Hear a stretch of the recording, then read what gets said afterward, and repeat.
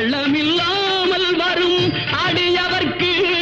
நல்ல காட்சி தந்து கந்தன் கருணை தந்து கள்ளமில்லாமல் வரும் அடியவர்க்கு நல்ல காட்சி தந்து கந்தன் கருணை தந்து வள்ளி தெய்வானையுடன் அமர் சோலை வள்ளி தெய்வானையுடன் அமர் சோலை